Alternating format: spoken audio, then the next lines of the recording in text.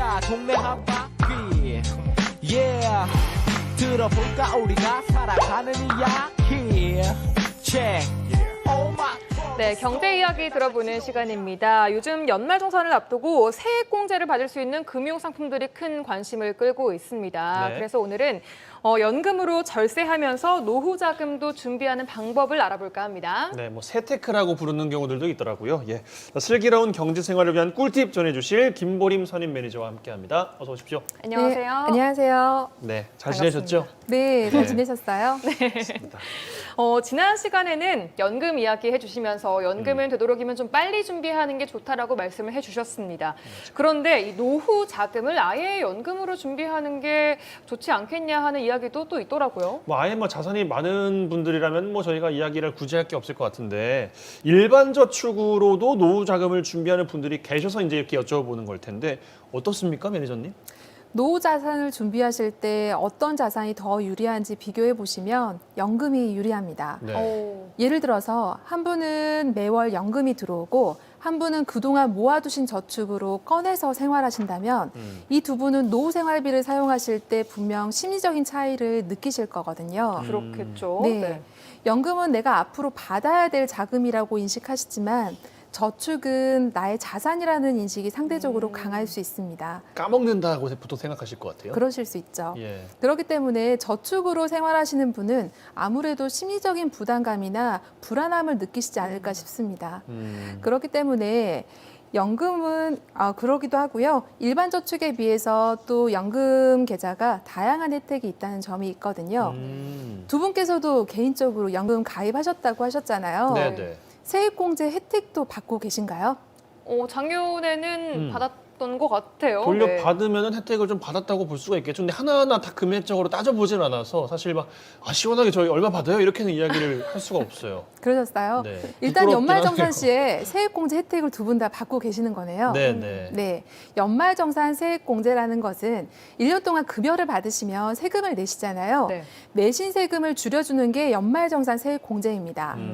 그래서 연금 계좌에서 모두 다 연말정산 세액공제 혜택이 있는 것은 아니고요. 네. 혜택이 있는 연금과 혜택이 없는 연금으로 구분이 됩니다. 예. 세액공제 혜택이 있는 연금은 내가 납입한 금액에서 일정 비율만큼 세금을 공제를 받는 거거든요. 네. 세금 혜택이 없는 연금은 과세 상한급이라는 혜택은 없지만 가입하신 기간이 10년이 지나면 그동안 발생하신 수익 금액, 이익 금액에 대해서는 비과세로 적용받는 계좌입니다. 네. 그럼 연말정산 때 세금을 좀 줄이고 싶다면 이 세액공제 혜택이 있는 연금을 활용하는 게 훨씬 유리하겠네요. 네. 연말정산 하실 때 세금을 어떻게 하면 줄일 수 있을까 이런 고민 한 번쯤은 해보셨죠? 네, 매년 그래서 뭐 하죠. 네. 카드를 쓰는 게 유리하네, 오, 뭐 현금을 쓰는 게 그러니까요. 유리하네, 다 따지는데 사실 이게 하나하나 다 알 수가 없으니까 네. 그냥 봤던 것 같아요. 그냥 맡기는 거죠, 뭐. 세액공제나 소득공제 항목을 보시면 대부분 지출에 관련이 되어 있어요. 그러니까요. 그런데 연금은 내가 저축을 하면서 연말정산 시에 세금까지 돌려받으실 수 있기 때문에 노후 자산을 준비하실 때 제격이라고 생각합니다. 네. 혜택이 있는 걸 이용하면 가장 좋겠지만 이게 혜택이 있는지 없는지를 어떻게 알아볼 수 있을까요? 가입하신 금융기관에 물어보시는 방법도 있고요. 통합연금 포털이라고 해서 금융감독원에서 만든 홈페이지가 있습니다. 네. 해당 홈페이지에서 내 연금 조회하기를 하시면 금융기관에 가입되어 있는 모든 연금 정보를 한눈에 조회를 해보실 수 있고요. 이때 일반 연금은 해당되진 않지만 연금 저축이라고 표시가 되어 있다면 연말정산 세액 공제 혜택을 받으실 수 있습니다. 그럼 네. 가서 연금 저축에 가입이 되어 있는지를 확인을 한 번 더 해봐야 된다는 거네요. 네. 그냥 연금이 아니라 이제 연금 연금 저축이 해당이 되는지 안 되는지를 우선 좀 따져보셔야 될 것 같습니다. 네. 직장인들만 받을 수 있습니까? 아니면 다른 분들도 다 받을 수 있습니까?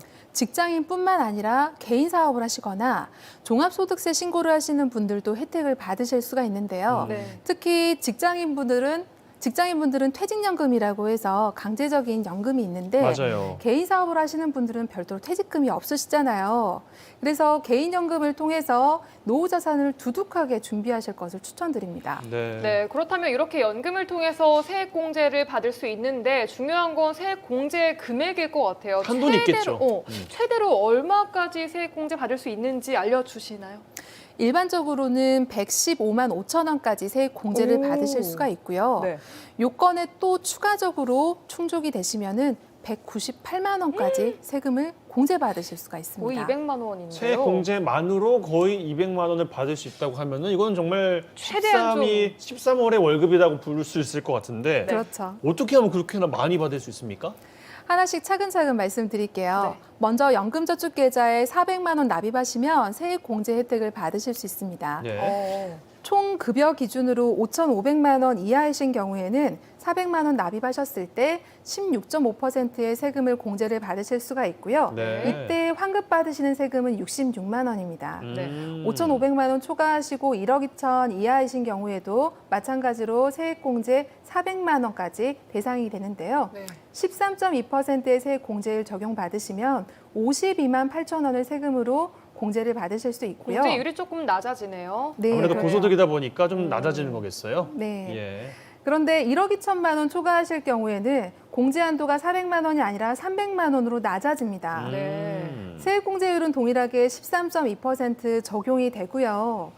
세금을 환급받으시는 거는 39만 6천 원으로 금액이 오히려 줄어듭니다. 네. 이렇게 소득 구간에 따라서 환급 받으시는 세금이 다르기 때문에 본인의 소득 구간을 확인하시고 연말정산을 준비하시는 것도 필요하실 것 같습니다. 네. 네. 특히나 세액공제율이 16.5%에 해당되신다면은 동일한 금액을 넣으셔도 더 많은 혜택을 누리실 수 있거든요. 네. 그렇죠. 그렇기 때문에 연금저축계좌를 공격적으로 적극적으로 활용해 보시기를 추천을 드리고요. 네. 고소득자이신 분들은 오히려 세액공제 한도가 줄어들기 때문에 꼭 체크를 하셔야 되십니다. 네. 그런데 또 뭐 700만 원까지 되는 게 뭐 개인연금까지 하면은 다 그걸 할 수 있다 이렇게 이야기를 또 들었거든요. 연금저축계좌에 개인형 퇴직연금 계좌인 IRP까지 더하신다면은 최대 700만 원까지 세액 공제를 오, 받으실 400이 수가 아니라요? 있습니다. 네. 네. 그러면은 연금 저축 계좌만 가지고 있는 분들이라면은 IRP도 추가로 만드는 게 더 유리하겠네요. 네, 맞습니다. 기존 연금 계좌에 400만 원 납입하시고 IRP에 300, 이렇게 700만 원을 납입하실 수도 있고요. 네. 아니면 연금 계좌에 300, IRP에 400, 이렇게 해서 700만 원을 납입하실 수도 있습니다. 네. IRP 계좌는 연금 계좌와 다르게 세액 공제 한도가 정해져 있지 않아서 IRP 계좌만 단독적으로 700만 원 납입하셔서 세액 공제를 받으실 수도 있습니다. 네. 그러면 세 개 중에서 그래도 유리한 걸 꼽는다면은 뭘 꼽아야 될까요? 그냥 본인 조건에 맞는 것을 또 다 따져봐야 될까요? 기본적으로 연금 계좌가 있으시다면 IRP를 더하시는 게 낫고요. 네. 계좌 두 개를 병행해서 사용하시는 게 번거롭다라고 생각하시면 IRP 계좌를 아예? 단독적으로 사용하실 수도 있습니다. 네. 네. 그렇군요.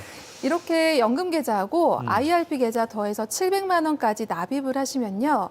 16.5% 세액 공제율에 적용받으시면 최대 115만 5천 원의 세금을 돌려받으실 수가 있습니다. 네. 네. 근데 아직까지 부족해요.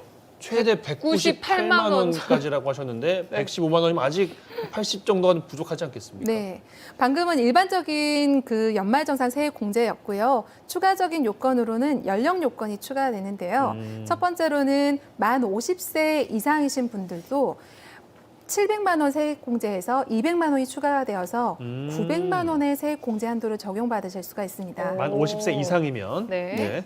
이때 조건이 있는데요. 총 급여 기준으로 1억 2천만 원 넘지 않으시거나 사업 소득이 있으실 경우에는 총 소득이 1억 원이 넘지 않으신 경우에 해당이 되고요. 2020년부터 2022년까지 3년간만 한시적으로 적용되기 때문에 올해 연말정산을 고민하신다면 늘어난 세액공제 한도 챙기시면서 세액공제를 더 추가로 받으시기 바랍니다. 네. 네. 연령 상관없이 할 수 있는 방법은 없나요? 두 번째 방법으로는 ISA 계좌를 활용하시는 방법인데요. 요즘 이거 많이 들어봤어요. 아, 그러셨어요. 네, 네. 이게 뭐죠? ISA가? 개인 종합 자산 관리 계좌인데요. ISA 계좌에서 만기된 자금을 연금 저축 계좌로 입금을 하시면 세액 공제 한도가 더 늘어납니다. 오. 입금액의 10%까지 인정을 해주고요. 최대 300만 원까지 인정이 되거든요. 그러면은 ISA 계좌가 일단 있어야 되는 거네요. 네, 기존에 있어야 되고 만기된 자금이 이제 발생을 해야 된다는 거죠. 알겠습니다. 세액공제 대상 계좌가 정말 많고 금액도 정말 다양해서 지금 좀 헷갈리실 것 같아요. 총 정리를 한번 좀 해주시면 정리를 좋겠어요. 한번 해주세요. 네. 연금저축계좌에 400만 원, IRP 계좌에 300만 원, 그리고 연령 요건이 충족되신다면 추가로 200만 원까지 해서 900만 원까지 세액 공제 적용을 받으실 수가 있고요. 네. 이때 기존에 ISA 계좌가 있으셨던 분이 만기 금액까지 연금저축 계좌로 입금을 하신다면 최대 1,200만 원 납입 금액으로 세액 공제 한도 적용을 받으실 수 있습니다.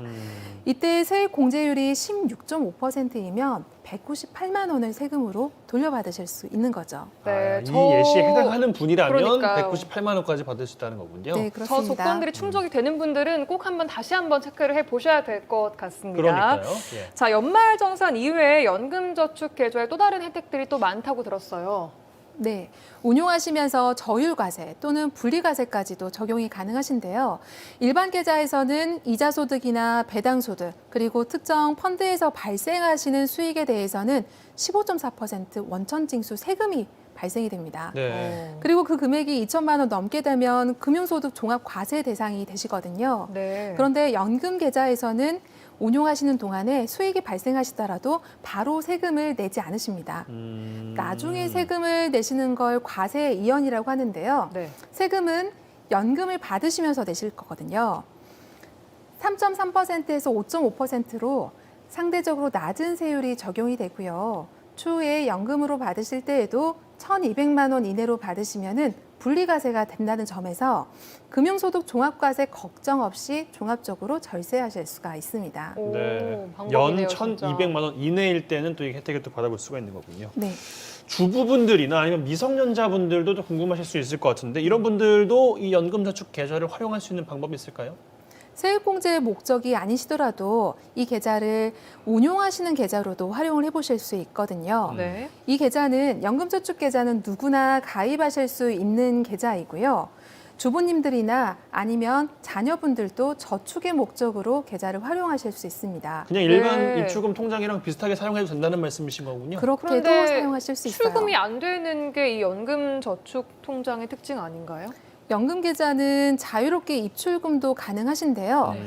연에 1,800만 원 한도로 입금하실 수 있고요. 세액공제 혜택을 별도로 받지 않으셨다면 세금 걱정 없이 언제든지 자유롭게 인출하실 수도 있습니다. 네. 자녀분들의 경우는 어떻게 이해해야 될까요? 네. 자녀분들의 경우는 지금 당장 연말정산을 하시거나 세액공제를 하시진 않으시잖아요. 네. 그런데 나중에 취업을 하시고 연말정산 하시면서 세액공제가 필요하실 때 미리 넣어두신 여유 자금으로 나중에 내가 필요할 때 연말정산 세액공제 전환 신청을 하실 수가 있습니다. 오, 오. 이거 진짜 좋은 방법이네요. 그러네요. 미성년자들도 미리 가입을 해 놓은 다음에 나중에 세액공제 받을 때 그걸 땡겨 와서 할 수 있다는 거니까 네. 꿀팁인 것 같습니다. 그렇습니다. 자, 그럼 연금저축 계좌를 이용할 때 유의해야 할 사항이나 조건 같은 것들이 있다면 어떤 게 있을까요?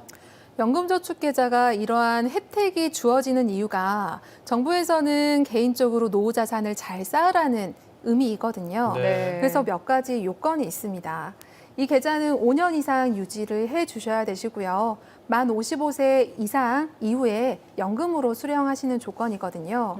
그런데 연금이 아니라 일시금이나 아니면 부분적으로 인출하실 때 일종의 페널티가 발생하실 수가 있습니다. 네. 16.5%의 세금을 내시는데요. 세액공제 혜택을 받으신 금액이시라면 16.5%의 세금을 내시게 되어 있습니다. 네.